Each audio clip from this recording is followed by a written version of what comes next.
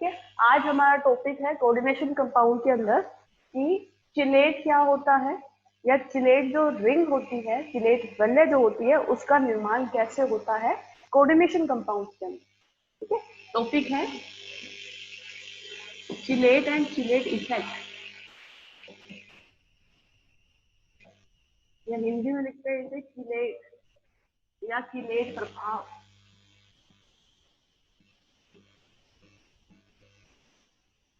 ठीक है, होता क्या है कि अगर कोई भी मॉलिक्यूल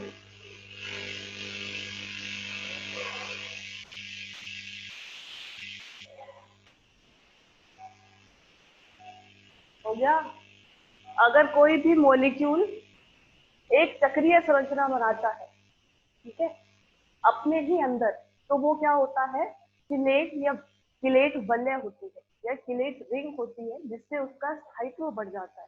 स्थायित्व क्यों बढ़ता है? जैसे आपने ये सुना होगा कि जो कार्बोक्सिलिक एसिड होता है वो हमेशा डाइमर की फॉर्म में मिलता है, द्विलक की फॉर्म में मिलता है। कौन? Carboxylic acid. क्यों मिलता है? पढ़ाया है मैंने आपको कार्बोक्सिलिक एसिड, आपको पता होना चाहिए कि कार्बोक्सिलिक एसिड डाइमर की फॉर्म में ही क्यों मिलता है।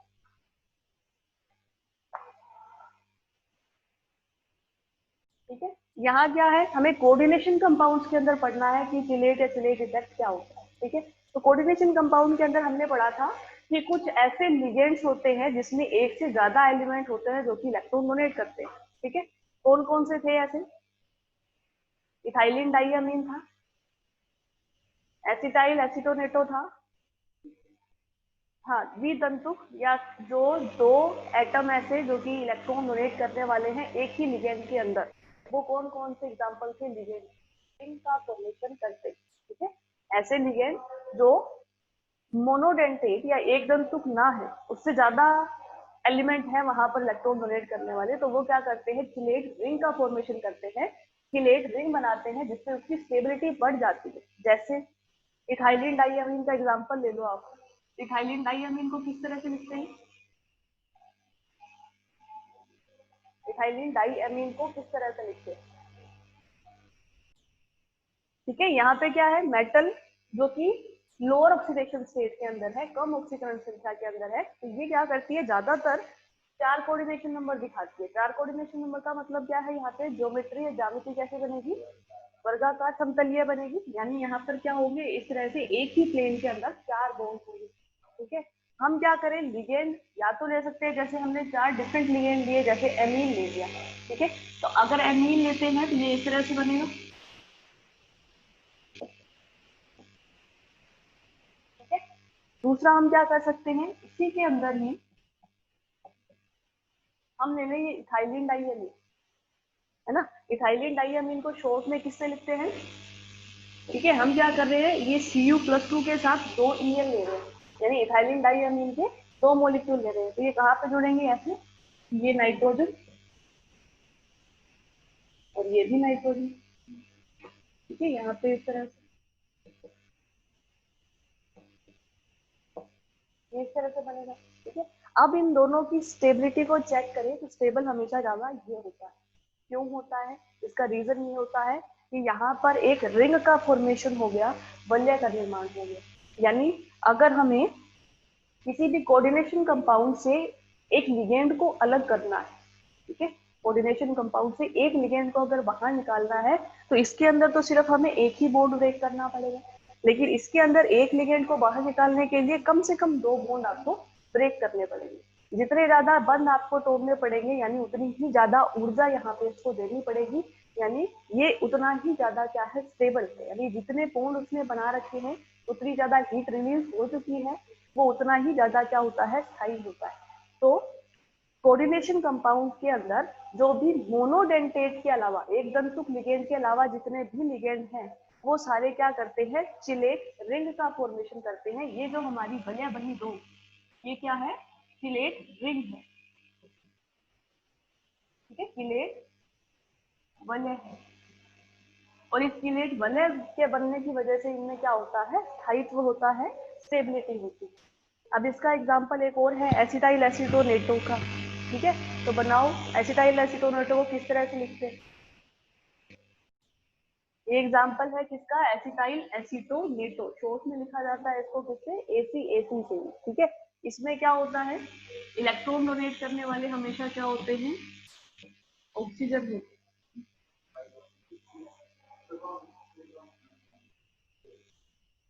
ये जो बीच वाला हाइड्रोजन है इसका हम क्या कर दे, इनोल फॉर्म बना देंगे इस तरह से, ठीक है, तब ये होगा ऐसा। इसके अंदर क्या होते हैं कि दो ऑक्सीजन होते हैं जो कि इलेक्ट्रॉन डोनेट करने वाले होते हैं, यानी ये क्या है, बाइडेंटेट है। तो ये अगर बाइडेंटेट है तो ये भी क्या करता है, किलेट या किलेट वलय का फॉर्मेशन करता है, ठीक है, किलेटीकरण ये दिखाता है। इसके अलावा ग्लाइसिन या ग्लाइसिनेटो, वो क्या होता है,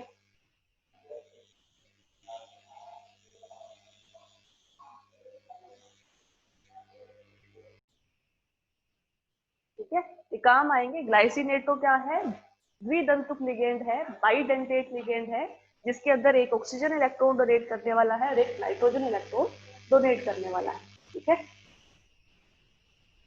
इसके अलावा होता है एक ऑक्सिलेटो। ऑक्सिलेटो की स्ट्रक्चर लिखो, ये आनी चाहिए आपको, ऑक्सिलेटो की स्ट्रक्चर। एक होता है 2,2 डाइपिरिडिन, 2,2 डैश बाई पिरिडिन, इसकी स्ट्रक्चर लिखो।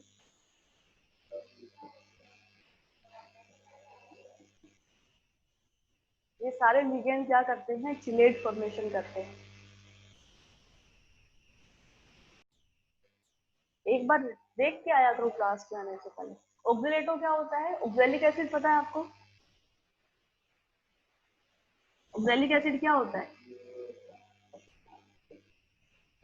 ये हाइड्रोजन लगा दो दोनों तरफ तो ऑक्सैलिक एसिड है।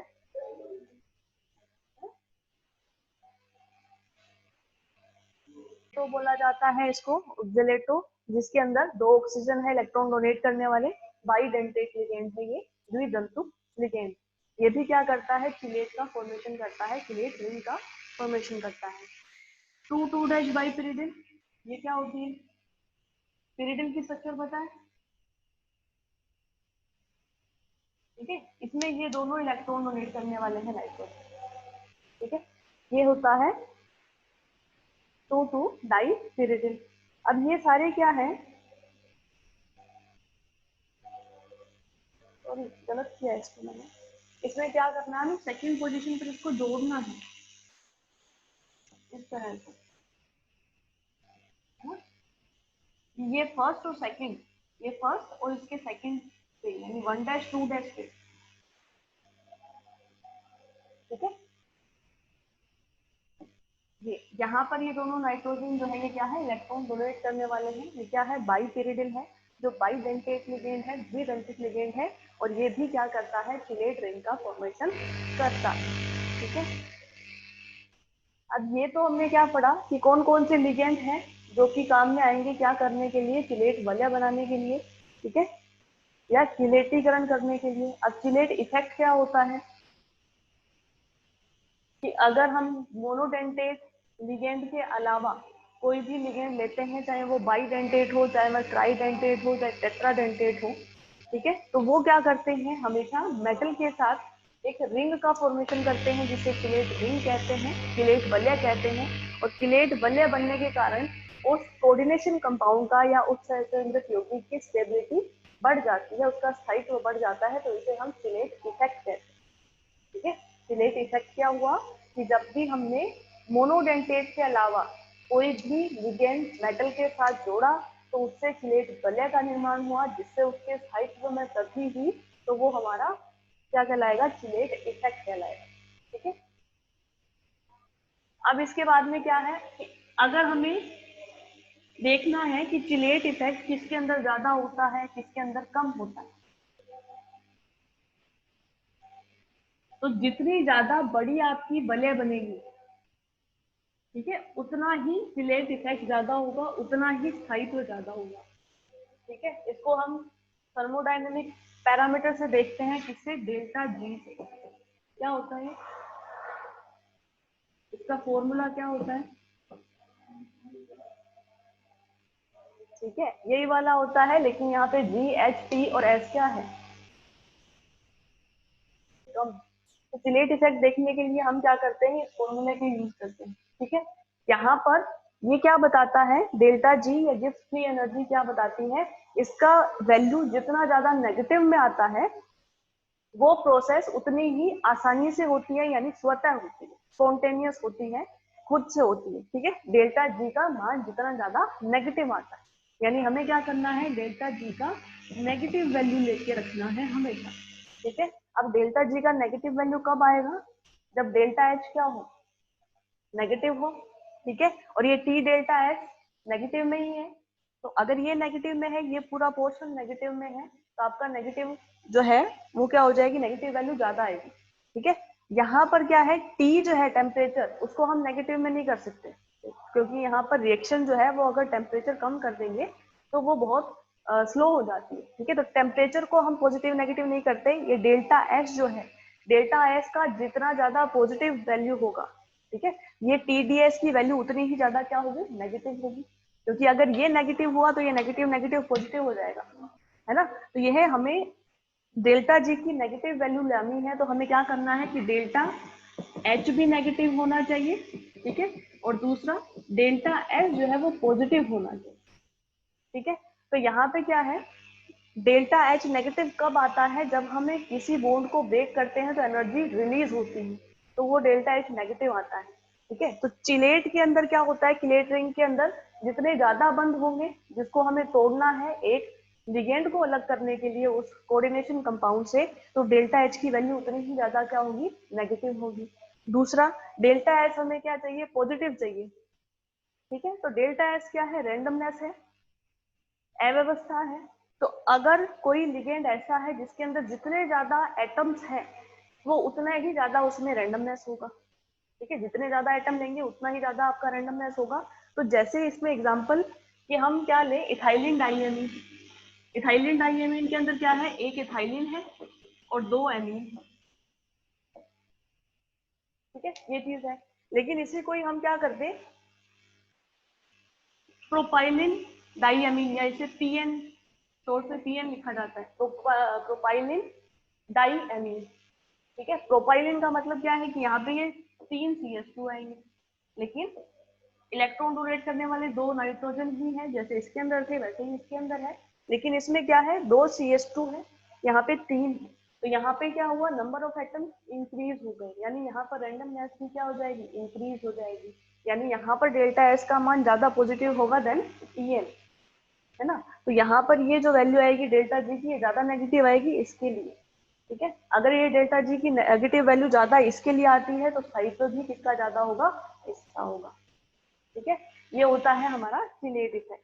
तो आपको क्या देखना है कि एक मेटल है कोऑर्डिनेशन कंपाउंड के अंदर, उसमें किस तरह का लिगेंड जुड़ा हुआ है, उससे हमें पता चलेगा कि चिलेट रिंग बनती है या नहीं बनती है। अगर बनती है तो किसका स्थायित्व कम होता है, किसका ज्यादा होता है, किसमें हम लिगेंड को आसानी से बाहर निकाल सकते हैं और किसमें हमें लिगेंड को बाहर निकालने के लिए ज्यादा एनर्जी की रिक्वायरमेंट पड़ती है।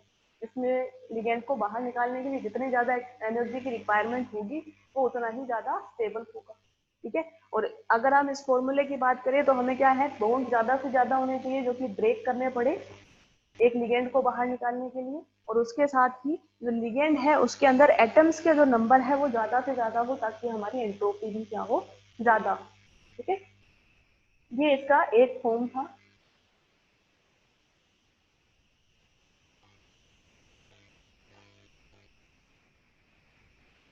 ठीक है, इसमें एक चीज और आती है कि जैसे हमने एग्जांपल लिया था किसका, ऑक्जेलेटो का,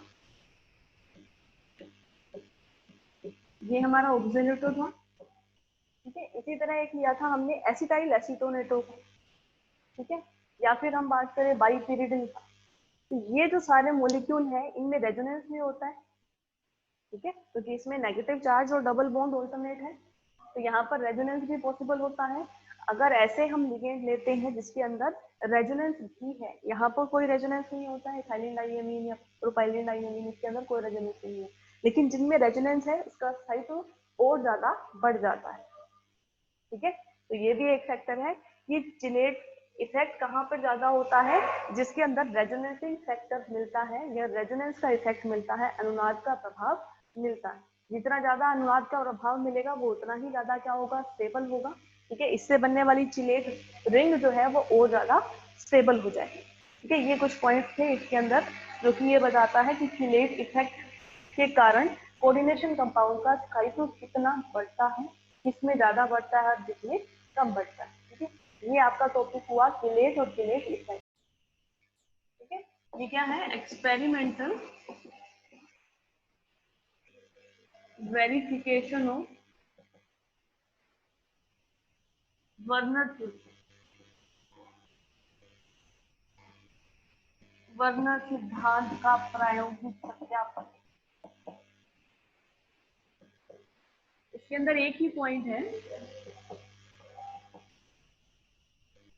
इसके अंदर एक ही पॉइंट है कि जैसे वर्नर थ्योरी थी, वर्नर थ्योरी ने क्या कहा था कि अगर हमारे मेटल के पास, ट्रांजिशन मेटल जो होता है कोऑर्डिनेशन कंपाउंड में, उसके पास अगर 6 लिगेंड आते हैं, ठीक है, तो उसकी स्ट्रक्चर कैसी बनती है?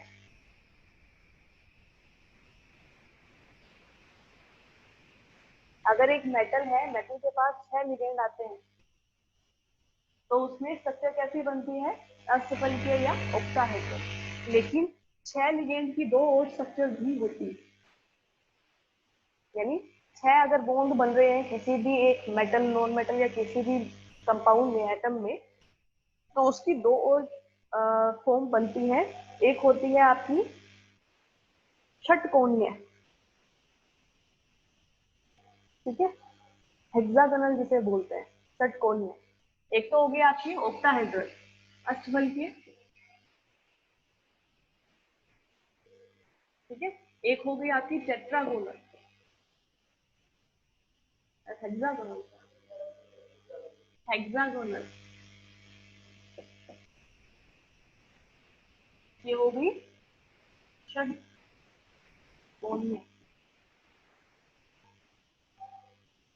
ठीक है। एक होती है प्रिज्म, ट्राइगोनल प्रिज्म, त्रिकोणीय प्रिज्म स्ट्रक्चर, ट्राइगोनल प्रिज्म या त्रिकोणीय प्रिज्म स्ट्रक्चर। यानी इन सब में ही एक मेटल के साथ 6 लिगेंड जुड़े हुए होते हैं, लेकिन 3 स्ट्रक्चर अलग अलग बनती है। ऑक्टाहेड्रल स्ट्रक्चर कैसे बनती है? जब हम मेटल में, इसके साथ एक प्लेन में ये 4 बॉन्ड है, ठीक है, एक आपका बॉन्ड ऊपर की तरफ है, एक बॉन्ड नीचे की तरफ, ये होता है ना, यही होता है। ठीक है, अगर हम बात करें षटकोणीय की, तो षटकोणीय कैसे होता है? ये एक ही प्लेन के अंदर होता है, यानी ये क्या होता है? प्लेनर होता है, समतलीय होता है। प्लेनर का मतलब क्या है कि ये मेटल है, तो इसके चारों इसके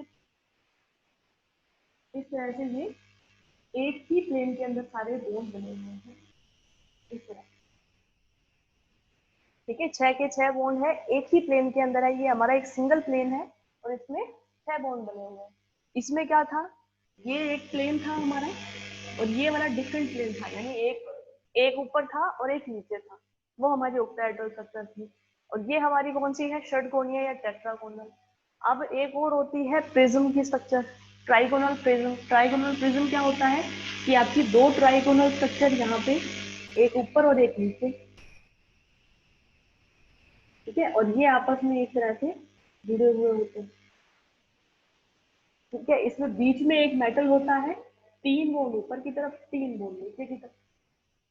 ठीक है, ट्राइगोनल स्ट्रक्चर है, एक ऊपर बनाओ, एक नीचे बनाओ, ठीक है, इनको आपस में जोड़ दो। अब इसके बीच में एक मेटल रखो और 3 बॉन्ड ये ऊपर वाले बनेंगे, 3 बॉन्ड ये नीचे वाले बनेंगे। ठीक है, ये क्या है? ट्राइगोनल, सॉरी, हाँ, ट्राइगोनल प्रिज्म स्ट्रक्चर है।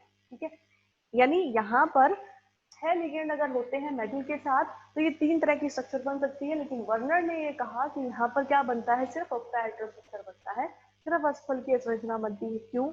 इसी से ही इसके थ्योरी का वेरिफिकेशन हुआ कि ये जो ऑक्टाहेड्रल स्ट्रक्चर है ये इन दोनों से ज्यादा स्टेबल होती है। ये ज्यादा स्टेबल है, इसलिए ये ज्यादा बनती है अष्टफलकीय, और ये दोनों स्ट्रक्चर नहीं बनती है।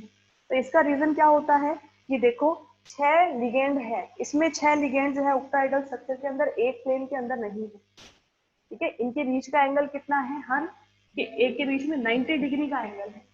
ठीक है, यानी यहाँ पे सिर्फ एक प्लेन के अंदर 4 ही लिगेंड जुड़े हुए हैं, एक ऊपर है एक नीचे है, यानी 2 प्लेन्स यूज कर रहे हैं हम। ठीक है, तो यहाँ पर रिपल्शन जो होता है बॉन्ड पेयर का वो कम होता है।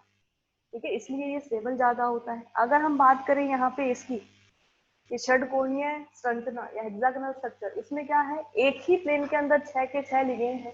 ठीक है, अगर ये पूरा एंगल 360 है तो 6 से डिवाइड कर दो, ये एंगल कितना होगा,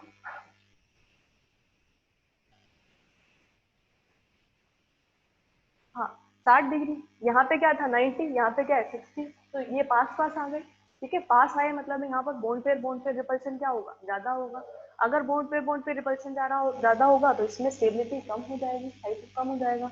तो ये इन दोनों में से ये स्टेबल हुआ। अगर हम बात करें इस प्रिज्म स्ट्रक्चर की, तो प्रिज्म स्ट्रक्चर के अंदर क्या होता है, सारी की सारी बॉन्ड लेंथ सेम नहीं होती है, 2 बॉन्ड लेंथ इसमें क्या होती है, ज्यादा लंबी होती है। ठीक है, जिसकी वजह से इसके अंदर क्या आ जाती है, अनस्टेबिलिटी आ जाती है। तो अगर हम इन तीनों स्ट्रक्चर को बनाते हैं जब एक मेटल 6 लिगेंड से घिरा हुआ है, तो तीनों में से सबसे जो स्टेबल स्ट्रक्चर बनती है वो कौन सी होती है, ओक्टाहेड्रल होती है। और यही वर्नर थ्योरी का एक्सपेरिमेंटल वेरिफिकेशन है, प्रायोगिक सत्यापन है कि इन तीनों में से ये वाली संरचना सबसे ज्यादा बनती है। अब एक और चीज है यहाँ पर कि इन लोगों ने इनके आइसोमर्स बना के देखे, इन तीनों ही स्ट्रक्चर के आइसोमर्स समावयवी बना के देखे। तो समावयवी जब भी इनके बनाए, तो ये जो अष्टफलकीय संरचना है, अष्टफलकीय संरचनाओं के 2 समावयवी बनते हैं, एक सिस और एक ट्रांस। ठीक है, कैसे, जैसे हम 2 डिफरेंट लिगेंड ले लें और 4 एक जैसे ले लें। ठीक है, 4 एक जैसे मान लिया हमने किसी मेटल के साथ एमीन ले ली, ठीक है, और 2 क्लोरीन ले ली। तो ये है, अगर क्लोरीन एक दूसरे के अपोजिट आते हैं तो ये क्या होगा, ट्रांस होगा। ठीक है, अगर ये क्लोरीन यहाँ है तो ये क्या होगा, सिस होगा। ठीक है, तो यहाँ पर जब भी अष्टफलकीय संरचना का हम आइसोमर बनाते हैं तो यहाँ पर 2 ही आइसोमर बनते हैं। लेकिन अगर हम षटकोणीय संरचना का या फिर इस प्रिज्म स्ट्रक्चर का आइसोमर्स बनाते हैं तो इन दोनों में 3 आइसोमर्स बनते हैं। कैसे बनेंगे, कि जैसे आपने ये Cl यहाँ पे रख दिया, एक फोन ये आएगी, ठीक है, दूसरा ये आएगी, इसको ट्रांस मान लो, लेकिन तीसरा ये भी आता है कि इसलिए यहाँ भी आ सकता है ना। तो यहाँ पर इसकी क्या होती है, 3 स्ट्रक्चर, और इसी तरह से सेम इसमें भी 3 स्ट्रक्चर बनती है।